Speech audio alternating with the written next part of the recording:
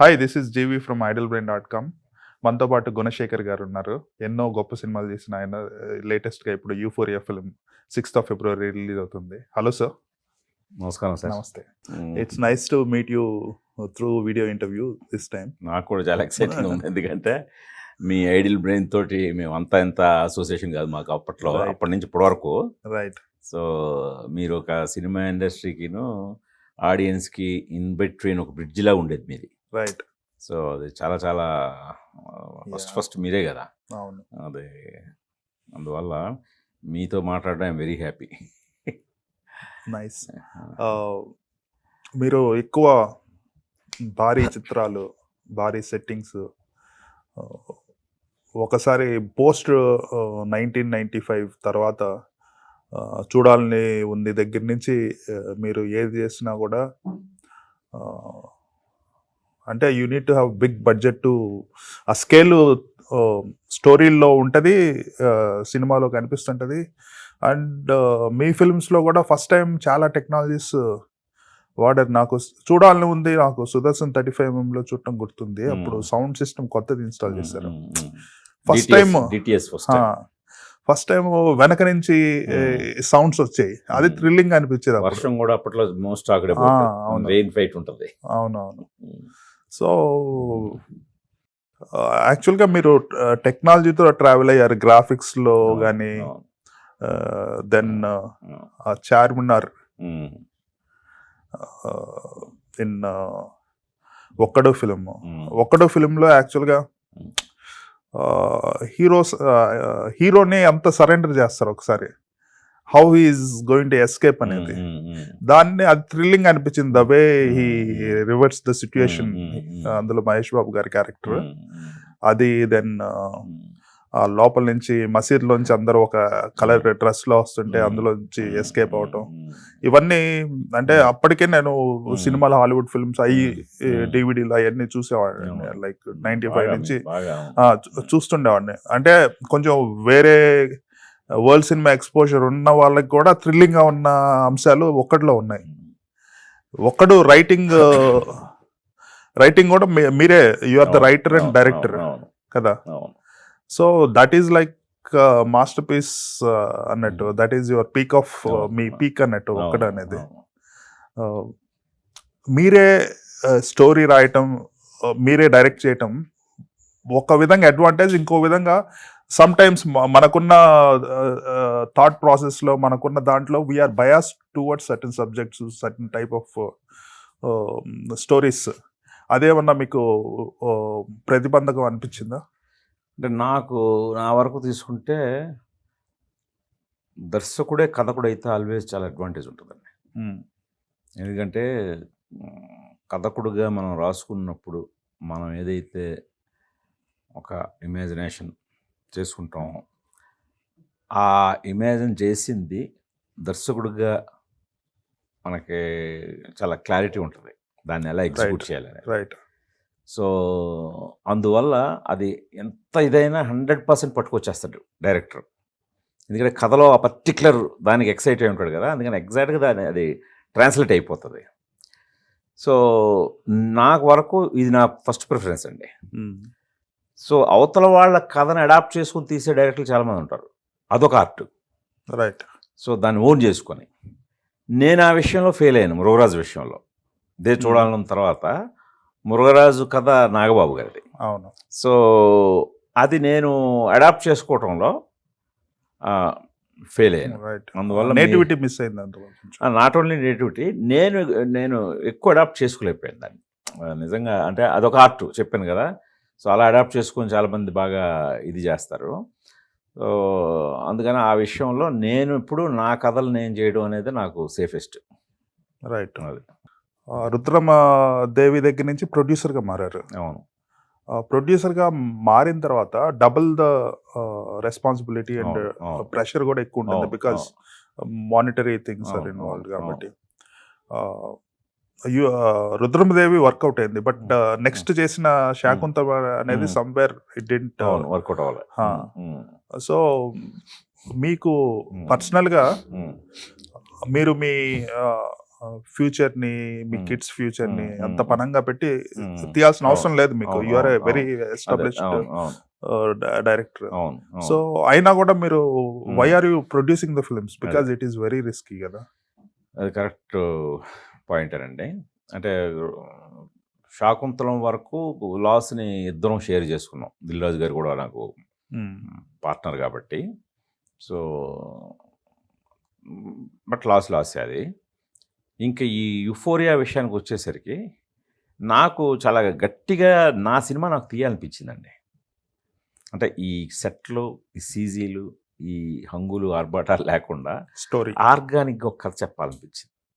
అసలు గుణశేఖర్ అనబడేవాడు ఏం సినిమా తీస్తాడు, ఎలాంటి సినిమా తీస్తాడు అనే దీంతో నాకు నేనే క్వశ్చన్ వేసుకొని యూఫోరియా ఇది మళ్ళీ కొత్త వాళ్ళతో తీస్తున్నా సరే దీనికి కొంచెం స్కేల్ పెద్దది. ఇది మళ్ళీ నేను ఒక ప్రొడ్యూసర్ని కన్విన్స్ చేసి తను ఇబ్బంది పడి మళ్ళీ ఏది ఎక్కువ బడ్జెట్ అయిపోతుంది ఇదని అనడం కంటే ఇది మనమే తీసుకుంటే బెటరు అని నేను కంటెంట్ మీద కాన్ఫిడెన్స్తో, అందులో ఇప్పుడు జనం కూడా కొత్త పాత అని చూడట్లేదు. రైట్. కంటెంట్ బాగుంటే కొత్త వాళ్ళది కూడా చూస్తున్నారు, కంటెంట్ బాగోపోతే పెద్ద హీరోలు కూడా రిజెక్ట్ చేస్తున్నారు. సో అందుకని ఇది రైట్ టైం మళ్ళీ మన ఇది తీయడానికి. సో అలాగే ఇప్పటివరకు గుణ టీమ్ వర్క్స్ మీద చేశాను. ఇది గుణ హ్యాండ్మేడ్ ఫిల్మ్స్ అనే బ్యానర్ మీద పెట్టాను. అది హ్యాండ్మేడ్ ఫిల్మ్స్ అనేది నాకు బాగా నచ్చిన ఇది. ఎందుకంటే హ్యాండ్మేడ్ ఫిల్మ్స్ అంటే జనరల్ గా ఈ ఏఐలు గ్రాఫిక్స్ ఇవేం లేకుండా pure, it's like organic product. Handmade very soul అంటే జీరో సీజీ అండి. అంటే అసలు ఎక్కడ సీజీ రాకుండా జాగ్రత్త పడ్డాను. జీరో సెట్స్, అంత లైవ్ లొకేషన్స్, అంత రాగా తీసింది. అంటే చేత్తో నిర్మించినట్టు అనమాట. అదే so you literally went by the banner name. అంతే. ఇంకా ఫ్యూచర్ లో కూడా ఈ టైప్ సినిమాలన్నీ దీని మీద చేస్తాను. అదే అంటే ఫ్యూచర్ లో ఇంకా అదే that is going to be the in thing. జనాలకి కరెక్ట్ గా ఊహించారు మీరు. జనాలకి ఏది రియల్ ఏది గ్రాఫిక్స్ అని తెలియట్లేదు. ఏతో ఇప్పటికే బాగా చాలా డిస్టర్బ్ చేసేస్తుందండి. అనేది చాలా డేంజరస్గా వెళ్తుంది. రైట్. సో మీరు how do you stay relevant? ఎందుకంటే ఇట్స్ బీన్ ఇయర్స్ అండ్ కొత్త జనరేషన్ వచ్చేసింది. సో వాళ్ళని ఆకట్టుకునే విధంగా తీస్తూ అట్ ద సేమ్ టైం మీకంటూ ఒక కన్విక్షన్ ఉంటుంది. ఆ కన్విక్షన్ని వదులుకోకుండా ఎలాగా, how do you balance this two? మీరు అన్నదానికి నేను కొత్త జనరేషన్ అండి. ఎందుకంటే నా కెరీర్ ఇప్పుడు 33 ఇయర్స్ ఎంత అయింది. నా ఫస్ట్ సినిమా లాటి. ఈ 33 ఇయర్స్లో నేను తీసింది 13 సినిమాలే. ఇది నా 14th ఫిల్మ్ యూఫోరియా అనేది. సో 2.5 years ఒక సినిమా తీస్తున్నారు. సో నన్ను నేనే ఎక్స్ప్లోర్ చేసుకోలేదు సార్. నాలో ఉన్న థాట్స్, నాలో ఉన్న కథల్ని చెప్పాలనుకున్నవి నేనే చెప్పలేదు. సో అందువల్ల నేనే టు బి ఎక్స్ప్లోర్డ్, నా పరంగా నాకు నేనే. రైట్. నెక్స్ట్ నేను జనరేషన్ అడాప్ట్ చేసుకోవడం కాదండి, నేను జనరేషన్లోనే ఉంటాను. ఎందుకంటే నేను వెరీ వెల్ ఇన్ఫార్మ్డ్గా ఉంటాను సార్. నేను ఇటు వరల్డ్ సినిమా చూడటం కానీ, నాకు ఎక్కువ సినిమాలు తీయడం కంటే సినిమాలు చూడటం ఇష్టం. అందువల్ల కూడా ఈ లేటు ఎక్కువ జరిగింది.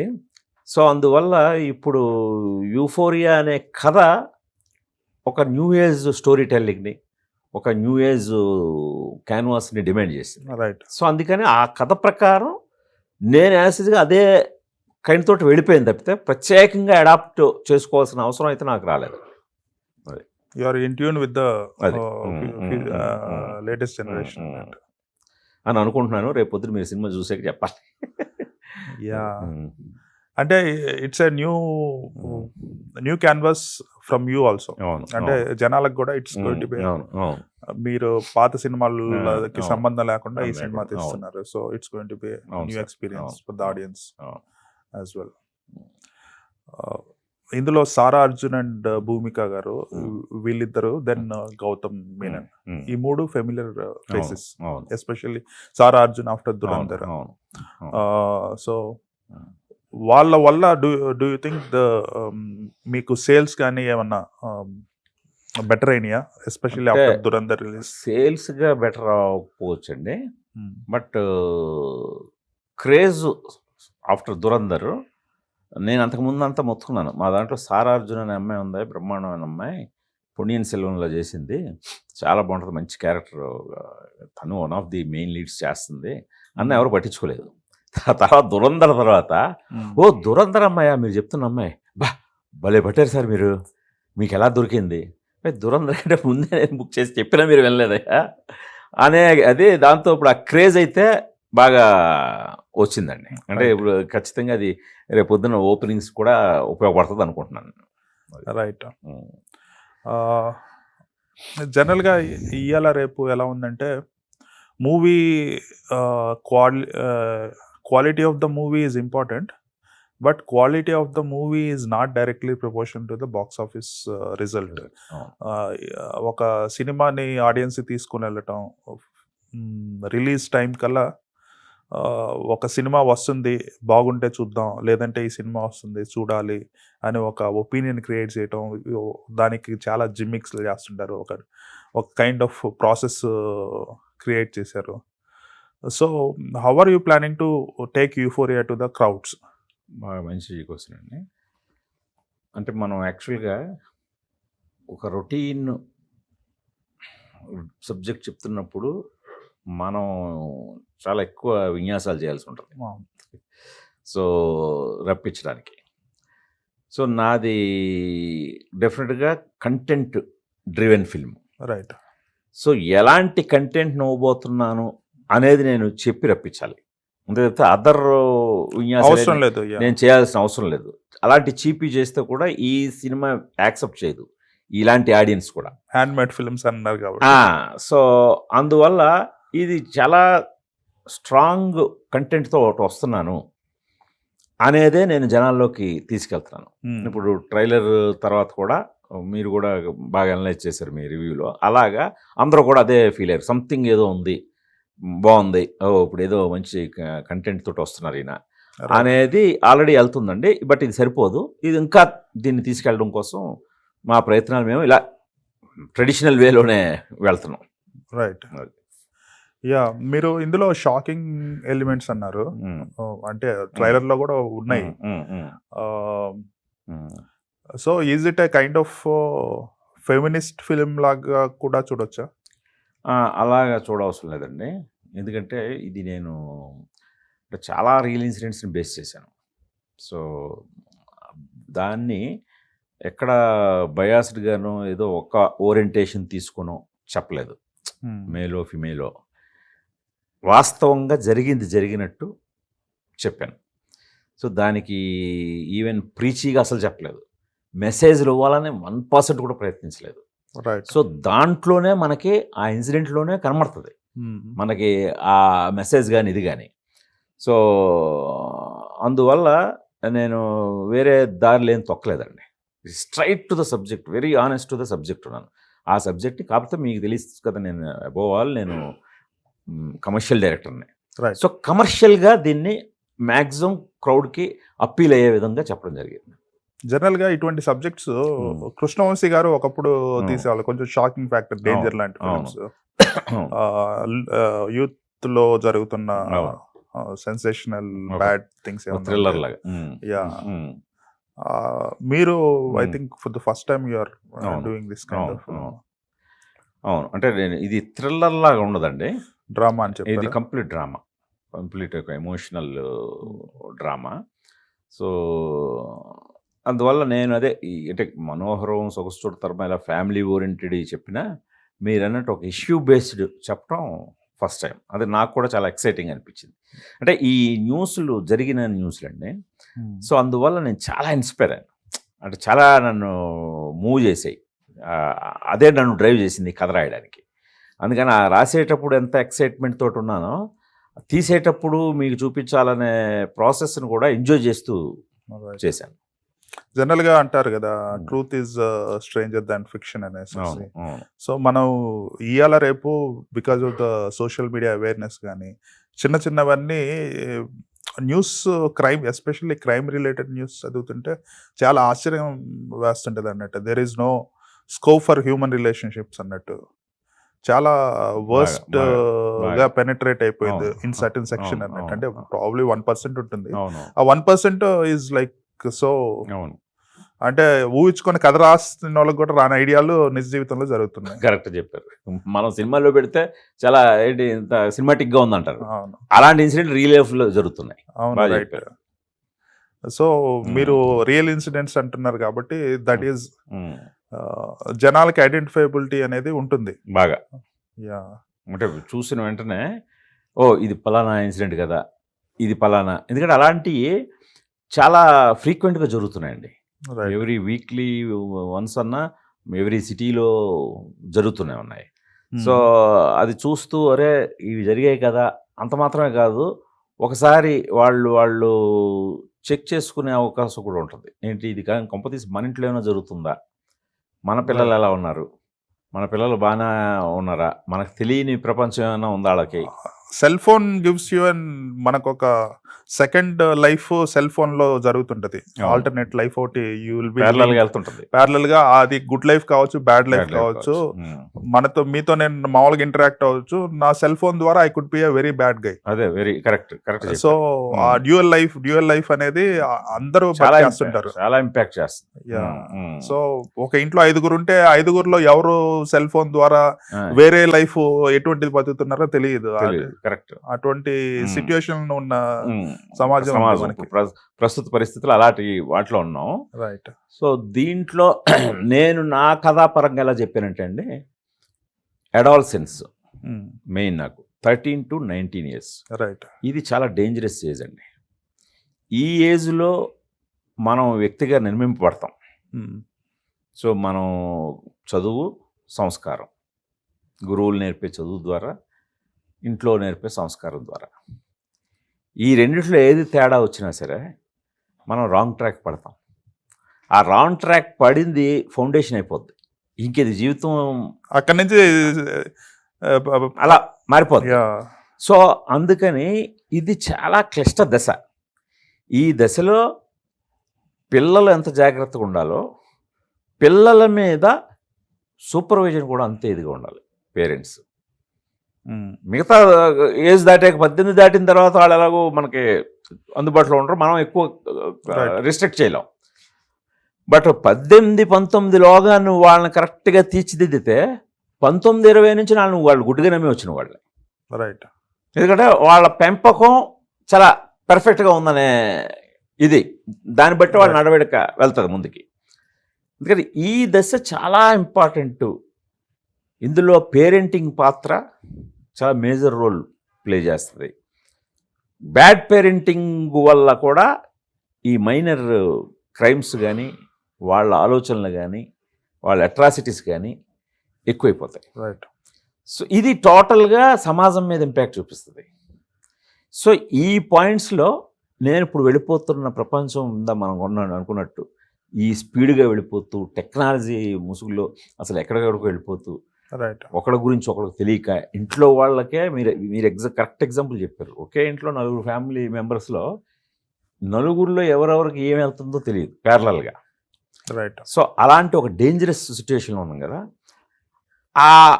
అది చాలా అలార్మింగ్గా ఈ సినిమాలో తెలుస్తుందండి. అంటే ముందు ఆ కాన్షియస్నెస్ క్రియేట్ చేస్తుంది. ఒక్కసారి మనం రియాలిటీ చెక్లో ఉండాలి. మన ఇంట్లో మన పిల్లల సంగతి ఏంటి ఒకసారి ఆలోచించాలి, ఈ వేగంలో కొట్టుకుపోకుండా అనేది తీసుకొస్తుంది. రైట్. మీరు చెప్పారు you are a passionate content consumer అనేసి.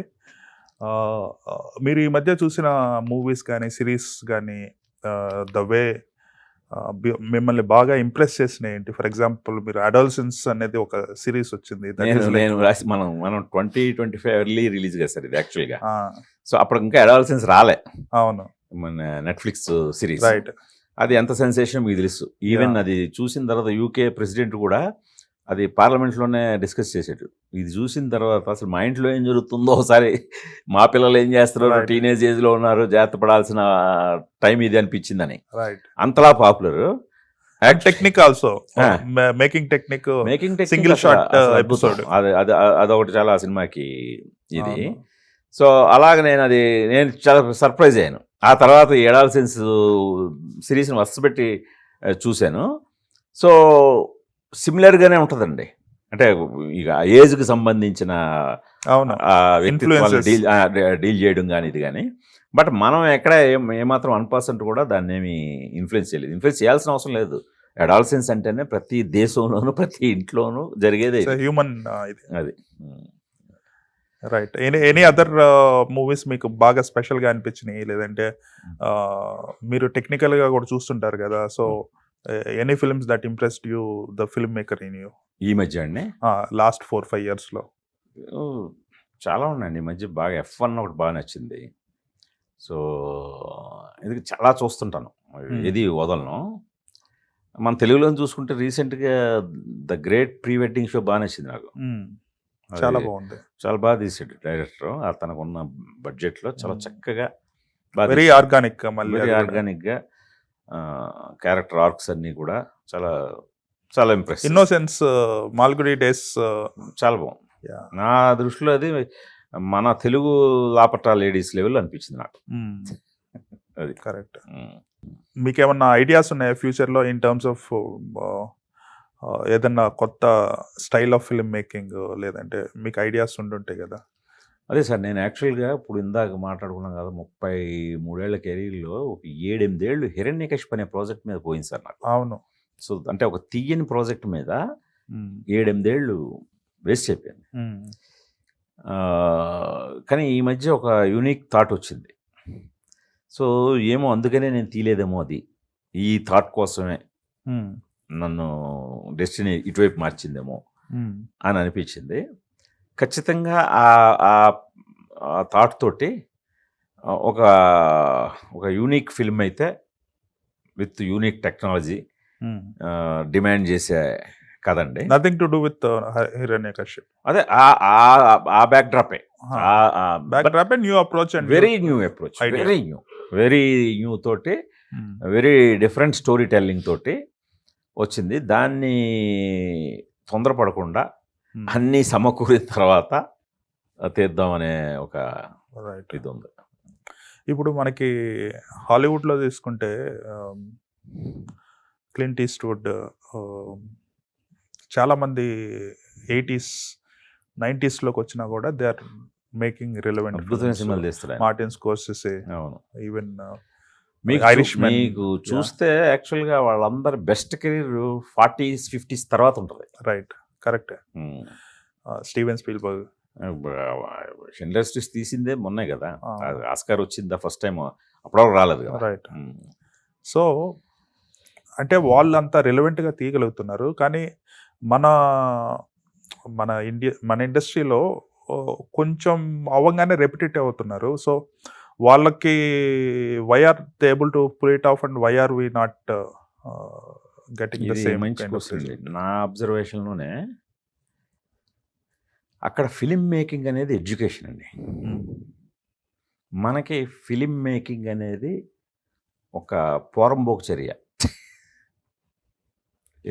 ఒక 20 మనం ఉన్న డేస్లో.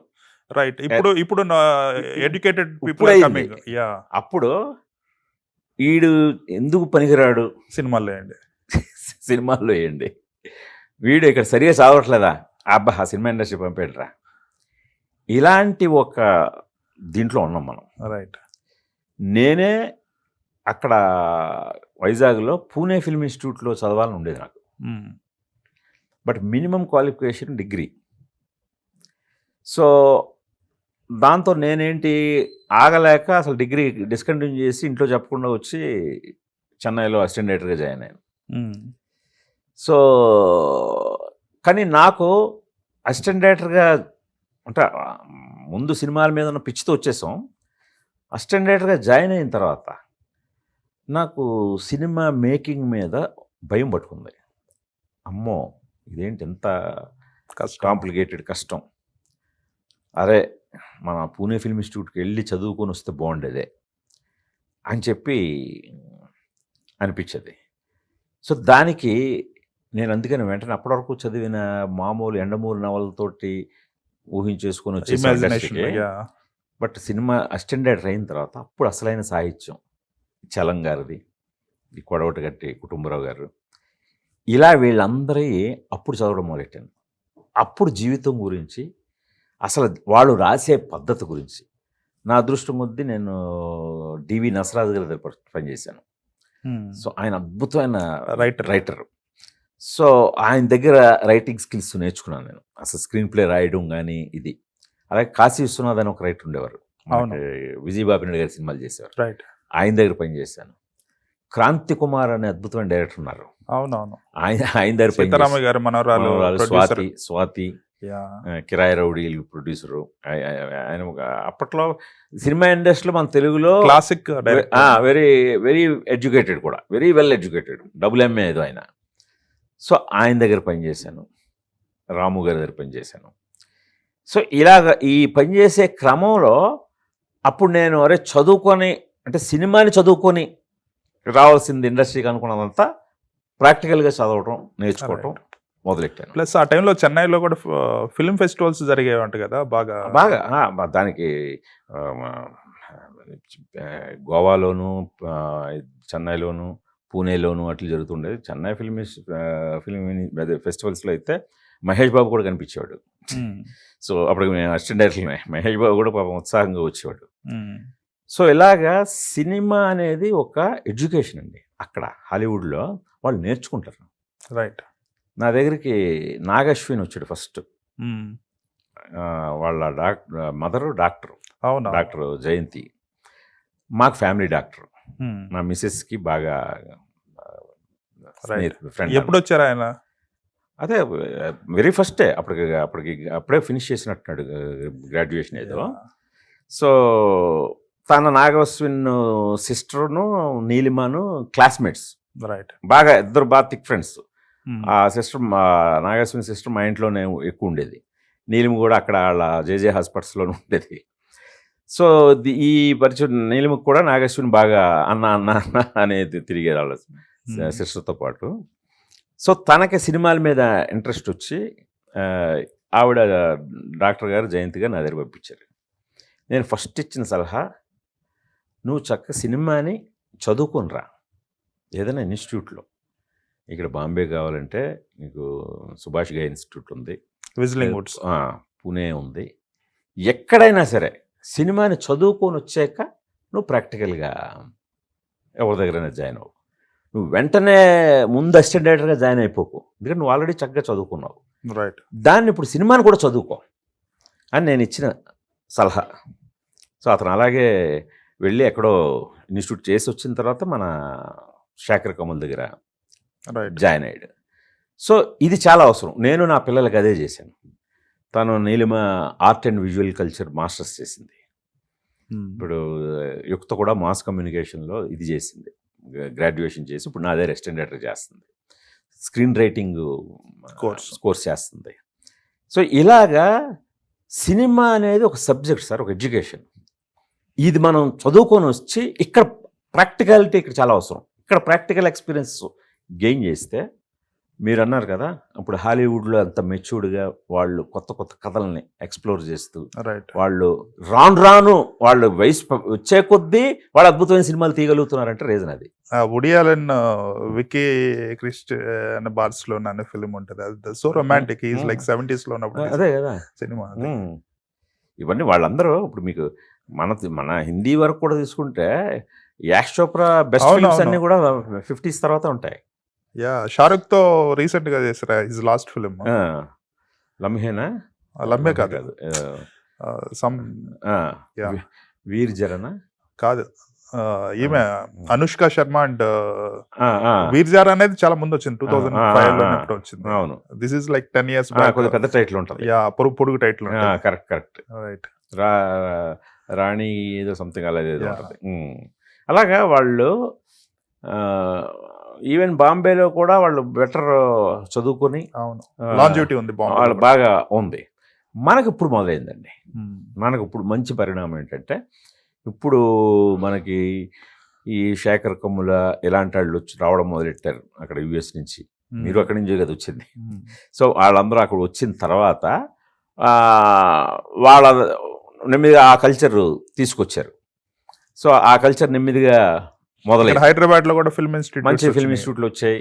ఇక్కడ రామానాయుడు ఉంది, అన్నపూర్ణ ఉంది, రామోజీ ఉంది. మూడిట్లోనూ చక్కగా నేర్పుతున్నారు. వాటి స్టూడెంట్స్ ఇప్పుడు ఆల్రెడీ సక్సెస్ఫుల్ డైరెక్టర్స్గా ఆల్రెడీ ఇండస్ట్రీలో ఉన్నారు. కొత్తగా వచ్చే వాళ్ళు కూడా కొత్త థాట్స్ తో వస్తున్నారు. అంటే సక్సెస్ అవ్వచ్చు. You can see that. అందుకని ఖచ్చితంగా ఇక మీట కూడా సినిమా ఇండస్ట్రీకి రావాలనుకునే వాళ్ళు పద్ధతిగానే రావాలి. పద్ధతిగా వస్తే లాంజివిటీ ఉంటుంది. రైట్. లేకపోతే మనకి లాంజివిటీకి చాలా కష్టం. రైట్. మీరు చూడాలనే ఉందిలో చాలా ఎక్స్పెరిమెంట్లు చేశారు. ఒకటి యమహా నగరి సాంగ్, అది కొంచెం ఎంటీవీ స్టైల్లో ఉంటుంది, వెరీ క్లాసికల్ స్టైల్. అలాగే ఒక్కడిలో కూడా ఒక సాంగ్ ఉంటుంది, టోటల్ ఎంటీవీ స్టైల్ అన్నట్టు, అంటే చాలా modern. At the same time without missing emotions, humour. Chiranjeevi గారిని కొత్తగా చూపించడం, తండ్రి పాత్ర. అప్పట్లో నా మీద ఎంటీవీ ఇన్ఫ్లుయెన్స్ కూడా చాలా ఉండేది. ఇప్పుడు ఎంటీవీ క్లోజ్ చేసేసరి సరే మనకు బాధేసింది. 25 years.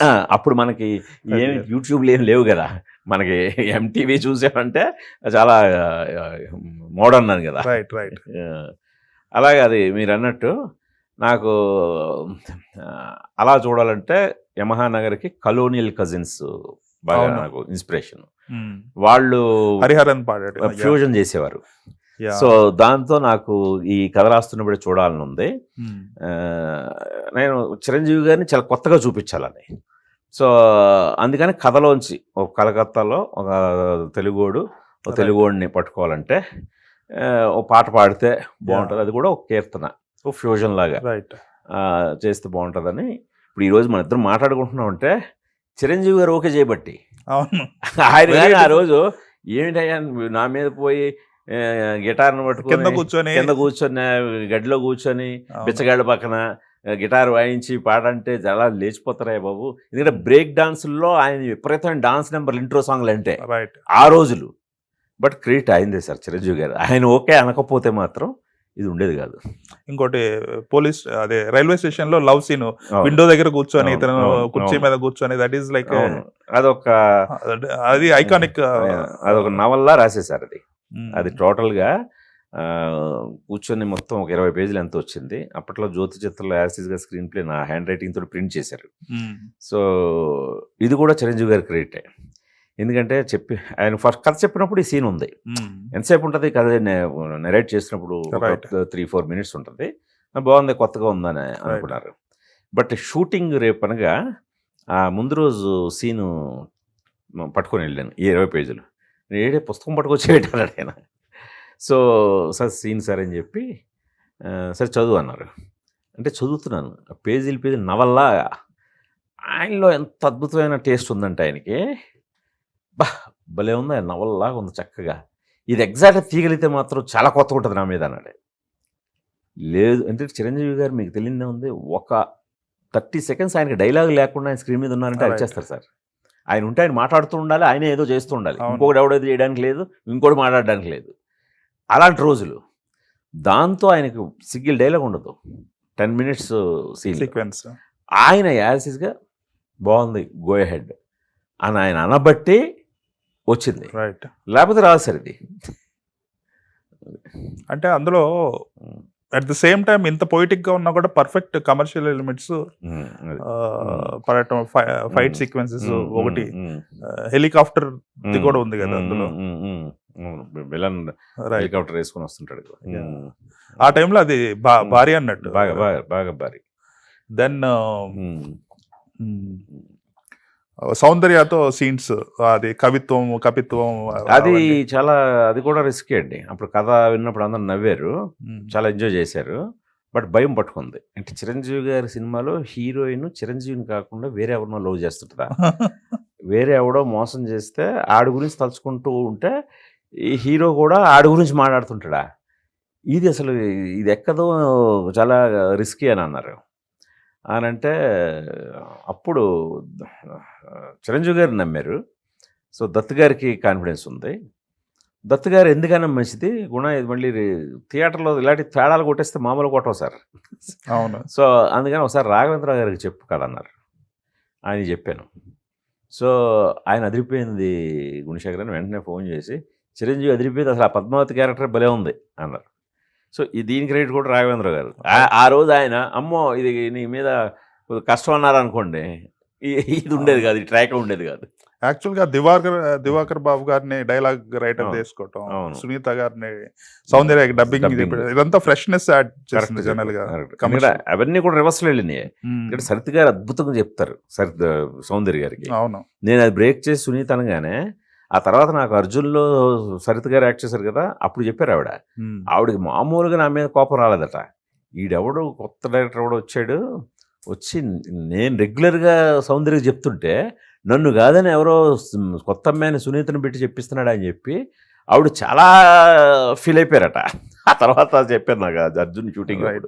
అలాగా అన్ని బ్రేక్ చేసి వెళ్ళాను. అది రామ్మ చిలకమ్మ కూడా ఉదిత్ నారాయణ్ వాయిస్ ఫస్ట్ వినగానే ఎవరికి నచ్చదు, స్ట్రేంజ్ అనిపిస్తుంది, కానీ it grows on you from listening అన్నట్టు. అంటే అప్పుడు మణి గారు నేను కూడా, అంటే అప్పుడు మీకు రెహమాన్ హవా నడుస్తుంది. రెహమాన్ గారు తీసుకొచ్చారు ఈ సింగర్ని తమిళ్లో. సో మనం ఆ తమిళ్ డబ్బింగ్ పాటలు వినేవాళ్ళం, కానీ తెలుగులో స్ట్రైట్గా ఎవరు పాడించలేదు. మేము ఆ రిస్క్ చేసాం, తెలుగులో పాడిద్దాం స్ట్రైట్గా అని చెప్పి. ఇప్పుడు యమహానగరి హరిహరన్, ఇది ఉదిత్ నారాయణ, వీళ్ళంతా ఏఆర్ రెహమాన్ పాడారు. అవి డబ్బింగ్ పాటలు ఉండేవి మనకి, స్ట్రైట్ పాడలేదు. స్ట్రైట్ మనం పాడించేసరికి అది కొత్తదైంది.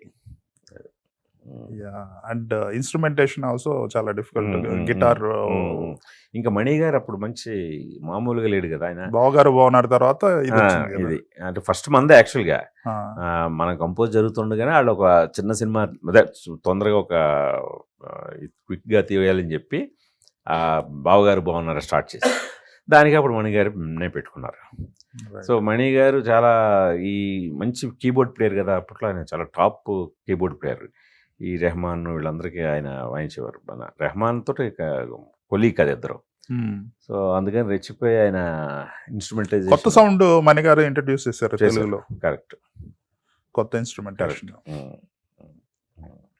సో మీరు చాలా ట్రావెల్ చేశారు మణి శర్మ గారితో. అంటే మా ఇద్దరు కెరీర్లు ఆల్మోస్ట్ ఒకేసారి స్టార్ట్ అయ్యాయి.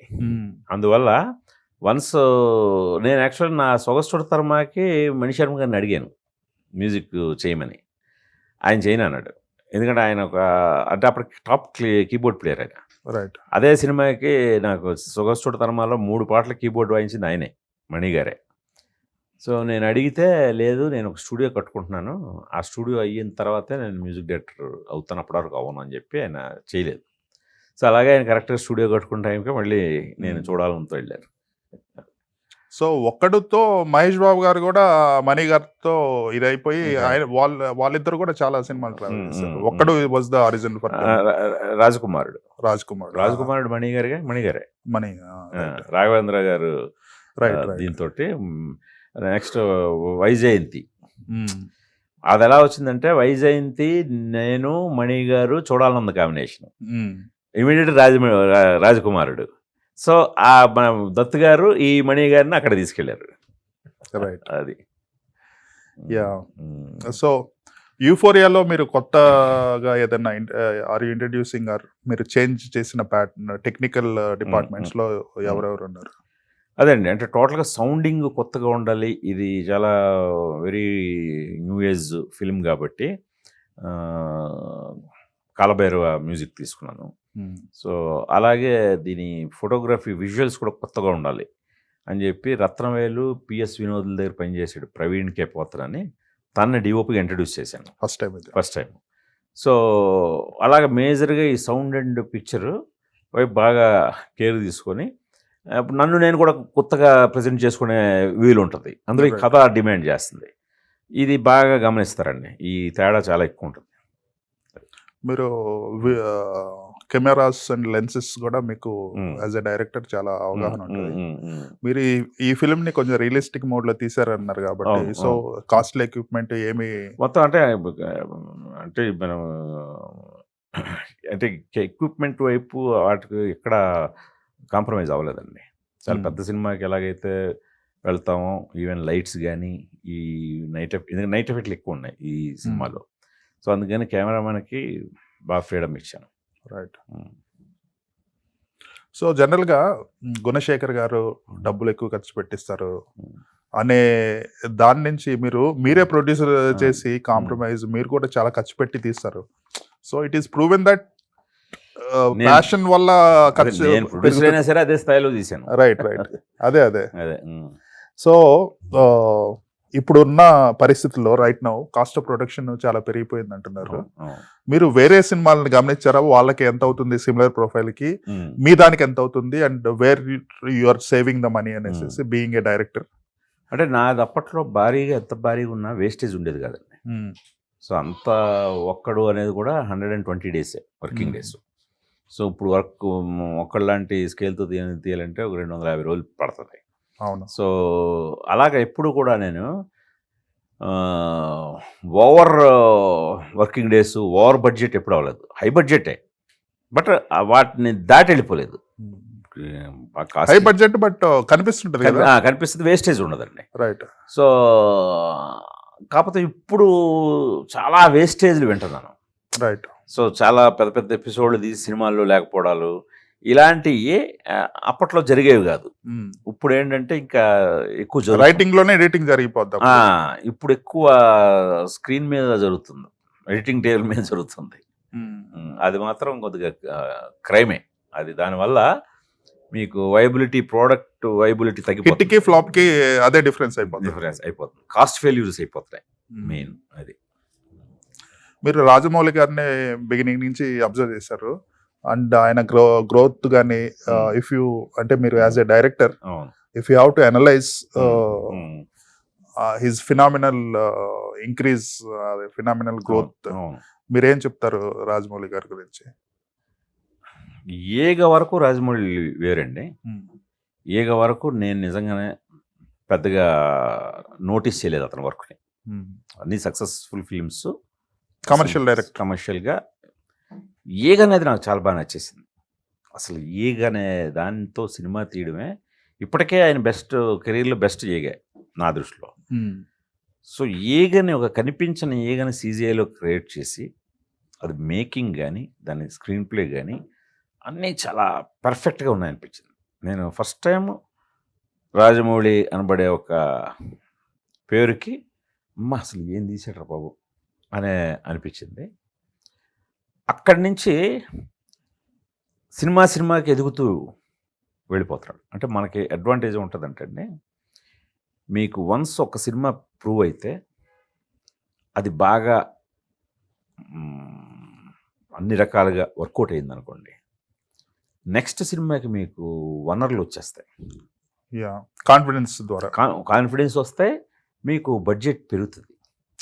మీకు ఇప్పుడు అప్పటి వరకు మనం అదే హాలీవుడ్ క్వాలిటీని ఇవ్వడానికి ఇక్కడ కృష్ణానగర్ నుంచి తీసుకొచ్చిన టెక్నీషియన్ తోటే నానా తంటాలు పడి తెచ్చుకుంటాం. ఇప్పుడు వన్స్ బడ్జెట్లు వచ్చిన తర్వాత డైరెక్ట్గా హాలీవుడ్ టెక్నీషియన్ వస్తాడు. అవును, ప్రాజెక్ట్ బేర్ చేయగలుగుతుంది. దీన్ని సద్వినియోగపరుచుకున్నాడు అతను. దీన్ని దుర్వినియోగం చేసుకొని చాలా సినిమాలు దెబ్బతిన్నాయి. ఏరా అంతకుముందు నువ్వు ఇండియన్ టెక్నీషియన్స్ తోటి అద్భుతంగా తీసేవాడివి, ఇప్పుడు హాలీవుడ్ అనేళ్ళలో నాశనం చేసావు అనిపించుకునే వాళ్ళు ఎక్కువ. బట్ ఈయన రాజమౌళి కరెక్ట్గా వాటిని సద్వినియోగపరుచుకున్నాడు. ఆ టెక్నీషియన్స్ని కానీ వాళ్ళని కానీ ఎలా వాడుకోవాలో, వాళ్ళ నుండి 100% ఎలా తీసుకోవాలో, దాంతో ఎక్స్పర్టైజ్ పెరిగిపోయింది ఆయనలో. పెరిగిపోయి తనకు తనుగా గ్రో అవుతూ కొత్త కొత్త ఇలాంటి టెక్నీషియన్ తోటి, నేషనల్ ఇంటర్నేషనల్ టెక్నీషియన్స్ తోటి తను పనిచేస్తూ తనకు తనుగా పెరిగిపోతూ ఈ రోజున అలా టాప్ పొజిషన్ నిలబడ్డాడంటే అది చాలా చక్కగా తన దీన్ని ప్లాన్ చేసుకుని సక్సెస్ అయ్యాడు. రైట్. అది సో బేసికల్గా దట్ గ్యాప్, హాలీవుడ్ ఫిల్మ్ అంటే ఇలా ఉంటుంది, ఇండియన్ ఫిల్మ్ ఇలా ఉంటుంది. I think slowly it is getting blurred. వారణాసితో ఇంకా అసలు అది ముందు బ్యాక్ డ్రాప్ సెలెక్ట్ చేసుకోవడంతో చాలా థ్రిల్ అయిపోయాను నేను. అబ్బా ఇది ఇంకా అసలు స్కై ఈజ్ ద లిమిట్ దీనికి అని అనిపించింది. రైట్. మీరు సక్సెసెస్ చూసారు, ఫెయిల్యూర్స్ చూసారు. నేను ఈ ఫిల్మ్ చేయకుండా ఉండాల్సింది అని ఏదైనా రిగ్రెట్ అయినవి ఉన్నాయి అంటే స్క్రిప్ట్ లెవెల్లో I could have stopped it or I could have modified it. అంటే చేయకుండా ఉండాల్సిందని అయితే ఎప్పుడు అనుకోండి, అన్నీ ఇష్టపడి చేసేవే మనం. సక్సెస్ సినిమాకి ఎంత కష్టపడతామో ఫెయిల్యూర్ సినిమాకి కూడా అంతే కష్టపడతాం. వరుడు సినిమాలో నాకు ఒక అంటే ప్రతి సినిమాని ఫెయిల్యూర్ని అనలైజ్ చేస్తుంటాం. కొన్నింటికి అనలైజ్ కూడా అవసరం లేదు, ఆడియన్స్ చేత పూర్తిగా రిజెక్ట్ చేయబడతాయి. శాకుంతలం లాంటి దాన్ని పెద్ద నేను ఎక్కువ ఆలోచించలేదు కూడా. టోటాలిటీగా వాళ్ళ సిద్ధంగా లేరు ఆ సినిమాని యాక్సెప్ట్ చేయడానికి. ఓకే, అయిపోయింది, ఇంక దాని గురించి ఆలోచించలేదు. బట్ వరుడు లాంటి దానికి కొంచెం రిగ్రెట్ అయ్యాను. అరే, మంచి పొటెన్షియల్ ఉన్న దాన్ని కొద్దిగా స్క్రిప్ట్ స్టేజ్లోనే దాన్ని కొద్దిగా కిల్ చేశానే, అనవసరంగా యాక్షన్ టర్న్ తీసుకొని అలా వెళ్ళకుండా ఇది కంప్లీట్గా 5 రోజుల పెళ్ళి అనే దాని మీద వెళ్తే మరో హమాప్ కే కౌన్ అయ్యేది. అవ్వాల్సిన దాన్ని హైట్ చేశారు యాక్చువల్గా, సినిమా కంటెంట్నే హైట్ చేసేసి. సో అది బాగా రాంగ్ ఎక్స్పెక్టేషన్స్ అయ్యి కొట్టింది అది దెబ్బ. ఆ విషయంలో అరే మంచి స్క్రిప్ట్, ఎందుకంటే లైనే విన్న వెంటనే అందరూ అసలు ఇద్దరు ఒకరికొకరు పెళ్లి పీటల మీద చూసుకుంటారు పాత ఆచారం ప్రకారం, అప్పటి వరకు వాళ్ళు చూసుకోరు అనేది చాలా ఎక్సైట్ అయిపోయారు అందరూ. సో దాని అంటూ మీరు అన్నట్టు నేను ఏం చేశాను, నా అమ్మాయిని కూడా దాచేశాను, కొత్త అమ్మాయిని ఇంట్రొడ్యూస్ చేస్తూ. ఇది చాలా హైప్ క్రియేట్ అయిపోయింది సార్. అంటే నేనే ఎక్స్పెక్ట్ చేయనంత హైప్ క్రియేట్ అయిపోయింది. అంటే మా ఇంటికి అయితే నా మిస్సెస్కి కొందరు మినిస్టర్ వాళ్ళు ఫోన్లు చేసేవారు, మినిస్టర్ వైఫ్ వాళ్ళు, ఎవరు అమ్మాయి అట కదా, ఎవరు చూపించట్లేదు గట్టు కదా, ఎవరు అమ్మాయి, ఎవరు కమలాసర్ కూతురట్టు కదా. అది ఇది అంటే ఒక రకమైన ఇది పట్టేసింది సార్. అది క్రియేట్ అయింది, ఇక మామూలు కాదు. దీంతో ఫస్ట్ షోకి వాళ్ళకి మెయిన్ సినిమా మీద కాదు, ఎవర్రా బాబు అమ్మాయిని వాళ్ళకి కానలేదు, మళ్ళీ హీరోయిన్ అనలేదు. పాపం రీజనబుల్గా బాగానే ఉంటుంది, కానీ మీరు అంత బిల్డప్ ఇచ్చేసరికి అమ్మాయి అనలేదు. సో అని అక్కడ తుస్సు అయిపోయింది. మీరు ఏదో అనుకుంటే ఎవరు కూడా అనరండి, ఆ రేంజ్కి వాళ్ళు పెంచేసుకున్నారు ఎక్స్పెక్టేషన్. ఐశ్వర్యరాయ్ ఉండాలి. సో అక్కడ దెబ్బేసింది. ఇంకా దెబ్బేయడం నేను నా పరంగా నేనేసిన దెబ్బ సెకండ్ హాఫ్ ఆ యాక్షన్ టర్న్, దాంతో మళ్ళీ కంప్లీట్ వేరే సినిమా చూసినట్టుంది అయిపోయింది. అది ఇప్పటికీ అరే మంచి దీన్ని ఇది చేస్తేనే అనిపిస్తుంది. జనరల్గా హీరోస్ అండ్ డైరెక్టర్స్ మధ్య ఒక ఫ్లాప్ వస్తే రిలేషన్షిప్ ఎలా ఉంటుంది జనరల్గా?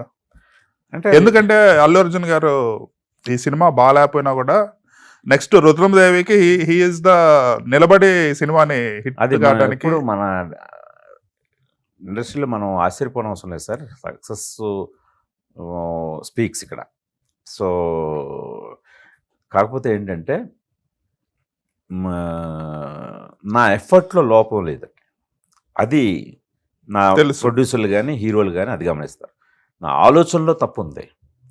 సో బట్ ఇతను ఎఫర్ట్లో తప్పు లేదు. కొన్నిసార్లు ఆలోచన బాగుండి ఎఫర్ట్ సరిగా లేదంటే ఎక్స్ప్లాయిట్ చేద్దాం ట్రై చేసి అనేవి ఎక్కువ ఉంటాయండి. అలాంటి వాళ్ళని సక్సెస్ వచ్చినా దూరం పెడతారు, ఫెయిల్యూరే కాదు. సో నేను అందుకనే ఆ క్రెడిబిలిటీ ఉండడం మూలంగానే తను మళ్ళీ వచ్చి రుద్రమదేవులు చేయటం అనేది. అది మీ కెరీర్లో మీకు బాగా అంటే ఎన్టీఆర్ గారితో చేశారు, ఇంట్రడ్యూస్ చేశారు యాక్చువల్గా, చిరంజీవి గారితో చేశారు, మహేష్ బాబు గారితో చేశారు, అల్లు అర్జున్ గారితో చేశారు, అనుష్క గారితో చేశారు. మీకు బాగా నచ్చిన పర్సన్స్ ఎవరు? అంటే నాకు వీళ్ళందరితో కంఫర్ట్ అయ్యారండి, అందుకని వీళ్ళందరితో 2 సార్లు రిపీట్ కూడా 2-3 సార్లు. మహేష్తో అయితే వరుస 3 వరుసనే చేశాను. సో నన్ను వాళ్ళు బాగా ఇష్టపడ్డారు, నేను వాళ్ళని బాగా ఇష్టపడడంతో నాకు వీళ్ళందరూ ఇష్టమే. కాకపోతే అదే ఇదివరకే చెప్పాను, మహేష్తో ప్రమాదం ఏంటంటే మహేష్ మాయలో ఎక్కువ పడిపోతాం. మహేష్తో వన్స్ వర్క్ చేస్తే అంటే డైరెక్టర్స్ని బాగా నమ్మేస్తాడు తను. సో మన స్ట్రెంత్లని మనకు బయటకు తీసుకొస్తుంటాడు. సో దీంతో బాగా ట్యూన్ అయిపోయి ఇంక బయటకు వెళ్ళబుద్ది కాదు.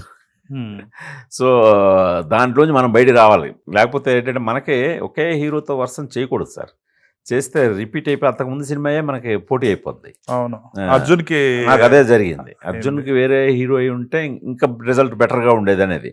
ఒక్కడు ఎక్స్పెక్టేషన్తో వచ్చి కూర్చున్నారు, ఒక్కడులో హైస్ ఎక్స్పెక్ట్ చేశారు. సో ఇది ఒక ఫ్యామిలీ డ్రామాతో ఇలాగ వెళ్ళడంతో వాళ్ళు ఇదయ్యారు. సో అదే నేను ఒక గ్యాప్ ఇచ్చి వచ్చున్నా పర్వాలేదు, బయట వేరే సినిమా చేసి వచ్చున్నా పర్వాలేదు. సో అది అర్జున్ ఫిల్మ్ కి నేను సెట్ కి వచ్చాను, మీరు వేసారు కదా. అవును అవును నేను లాస్ట్ ఇయర్ ఫస్ట్ టైం వెళ్ళా, మధురైకి వెళ్ళా. అక్కడ టెంపుల్ చూసి తర్వాత ఈ ఫొటోస్ అవన్నీ చూశాను. నేనే ఫోటో తీసాను ఆ టైంలో. చూస్తే ఎంత రియలిస్టిక్, ఎంత ఎఫర్ట్ పెట్టారు. సేమ్ ఉంది, సేమ్ స్కేల్ కూడా సేమ్. అదే అదే తరణి గారు ఆయన నేను 1:1 మధురైలో కూర్చున్నాం అక్కడ వెళ్ళి. ఆయన అక్కడ కూర్చొని అక్కడే స్కెచ్లు అన్నీ వేస్తారండి. వేస్తే ఆయన చాలా చాలా అథెంటిక్ వెళ్ళారు. అంటే టెంపుల్ను కూడా అక్కడ ఉన్న వాస్తునే ఇక్కడ కూడా సెట్ను కూడా ఫాలో అయ్యారు, వాస్తు ప్రకారం వేశారు. ఆ టెంపుల్ మీద గోపురం మీద ఉండే విగ్రహాలు ఉంటాయి చూసారా, ఆ విగ్రహాలన్నీ కూడా మధురైలో పనిచేసే స్థపతులు ఉన్నారు, వాళ్ళ తరాలుగా వాళ్ళనే తీసుకొచ్చారు, వాళ్ళ చేత వేయించారు. అందుకని చాలా అథెంటిక్ వచ్చింది. ఆ టైంలో మీ ఫిల్మ్స్ అంటే ఒక ఆ టైంలో బెన్నర్ అలా అంత అదే అవును అంటే never before in Telugu cinema అన్నట్టే ఉండే. ఒక్కడికి చార్మినార్ సెట్ కానీ, ఇది మధురై సెట్ కానీ. అవును, అది కూడా నన్ను కొంచెం కొట్టింది దెబ్బ. నేను కూడా తర్వాత సైనికుడు టైంలో కూడా మళ్ళీ ఒక 1000 స్తంభాల గుడి, వరంగల్ ఇవన్నీ వేయడం మూలంగా కొంచెం నేను కూడా ఆ సెట్స్ ట్రాప్లోకి వెళ్ళిపోయాను. యాక్చువల్గా ఒక నాకు దశలో మహేష్ కూడా నన్ను వార్న్ చేసాడు ఈ సైనికుల్లో. ఏమండి మీరు సెట్లో మనం ఎక్కువ లావిష్కి వేయటం మూలంగా అక్కడ ఎక్కువ వర్క్ చేయాలనే ఉద్దేశంతో కూడా కథ కొంచెం అటు తిరుగుతుందా అని నాకు అనిపిస్తుందని చాలా సెన్సిబుల్ కమెంట్ చేశాడు. అది నిజం కూడా. ఎందుకంటే అక్కడ సంత సెట్ వేసినప్పుడు అక్కడ 2 పాటలు రావాలి, ఓ డే ఎఫెక్ట్ సాంగు, ఓ నైట్ ఎఫెక్ట్ సాంగు, ఇలా కొన్ని ఫిక్స్ అయిపోయి కథ కూడా అక్కడే లిమిట్ అయిపోయింది. ఇది ప్రమాదం జరిగింది. సో దాని వెంటనే నేను రియలైజ్ అయ్యి సెటిల్ జోలికి వెళ్ళకూడదురా అని చెప్పి బయటికి రావడం జరిగింది. అంటే కథ ప్రకారం వెళ్ళడం తప్పితే ఫస్ట్ అంతా చూడాలన్నది కానీ ఒక్కడు కానీ కథ ప్రకారం వెళ్ళాను. సో తర్వాత నుంచే కొద్దిగా అలాగా నేను సైడ్ ట్రాక్, ఆ ట్రాప్లో పడ్డాను. ఆ ట్రాప్ నుంచి బయటకు వచ్చాను. అది రైట్. యూఫోరియాకి సర్టిఫికెట్ సెన్సార్ అయిందండి? అయింది సార్. ఏ సర్టిఫికెట్ వచ్చింది? ఏ వచ్చింది? ఏ అంటే కొంచెం షాకింగ్ ఎలిమెంట్స్ ఉన్నాయి కాబట్టి. బట్ మీరు చెప్పినట్టు దిస్ ఈజ్ ఎయిమ్డ్ అట్ అడోలసెంట్స్. వాళ్ళు థియేటర్లో చూడలేరు కదా సర్టిఫికెట్. అంటే అదే మెయిన్ ఆర్గ్యుమెంట్ కూడా అదే జరిగింది. జరిగితే అంటే వాళ్ళకంటే ఇది పేరెంట్స్ చూడాల్సిన సినిమా అండి అన్నారు. వాళ్ళు ఎలాగో చూస్తారు రకరకాల దీంట్లో, వాళ్ళు ఇండివిజువల్గా చూస్తారు. అఫీషియల్గా అందులోనే 18 కదా, 18 అడాలసెన్స్, 18 years అడాలసెన్స్ ఏజే కదా. 18 వాళ్ళు ఎలాగో చూస్తారు అఫీషియల్గానే. బట్ పేరెంట్స్ ఖచ్చితంగా చూసి తీరాల్సిన సినిమా ఇది. సో అందుకని ఏని వాళ్ళు ఇది చేశారు. అందులో కొన్ని ఇన్సిడెంట్స్ చాలా కొద్దిగా హార్డ్ హీటింగ్గా తీయాల్సి వచ్చింది. సో విజువల్ అందువల్ల కన్విన్స్ అయ్యి. సో దీనికి టికెట్స్ రేట్స్ అవన్నీ మామూలు అండి, నార్మల్. వీటిని టికెట్ రేట్లు అయ్యి నా దృష్టిలో పెంచకూడదు. ఎందుకంటే ఇప్పుడు ఇలాంటి సినిమాకి వాళ్ళు చాలా రీజనబుల్ ప్రైస్లు కూడా ఉండాలి వాళ్ళు వచ్చి సినిమా చూడాలంటే. అంటే కొన్ని ఫిల్మ్స్ 99 రూపీస్ కూడా పెడుతున్నారు. ఇది ఛాన్స్ ఉంటే అలాగా పెడతారండి. ఎందుకంటే ఇది ఎక్కువ మంది చూడాల్సిన సినిమా. ఇది ఎంతమంది చూస్తే అంత నేను సక్సెస్ అయినట్టు. అందుకని దానికి ఎన్ని చేయాలో అన్నీ చేస్తాం. రైట్. 6th రిలీజ్ అవుతుంది. I'm very eager to watch the film. ఈ సినిమా హిట్ కొట్టి మీరు చెప్పిన స్పెషల్ ఫిలిం చేసి ఇంకా మంచి సినిమాలు ఇంకా చేయాలని ఆశిస్తున్నాను. All the best. Thank you GV గారు.